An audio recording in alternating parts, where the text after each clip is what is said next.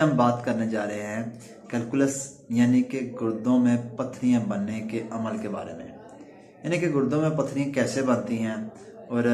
اس کے ٹائپ کون کون سی ہیں اور اس کی کیا کیا وجوہات ہیں، اس بارے میں آج ہم بات کریں گے۔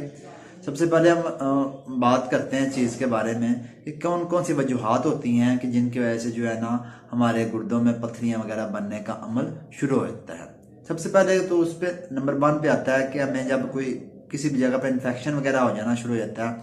تو اس کی وجہ سے جو ہے نا یہ معاملہ بننا شروع ہوتا ہے۔ نمبر 2 پہ آتا ہے کہ وٹامن ڈی جو ہے نا اس کی کمی یا زیادتی ہو جانا، یعنی کہ اگر کم بھی ہو جائے یا پھر زیادہ ہو جائے اس کی وجہ سے بھی یہ معاملات پیش آ سکتے ہیں۔ اور اس کی تیسری وجہ یہ ہو سکتی ہے کہ اگر آپ کا پیشاب وغیرہ رک رہا ہے تو اس کی وجہ سے بھی یہ پرابلم ہو سکتی ہے۔ اور اگر جسم میں یا پیشاب میں جو آپ کا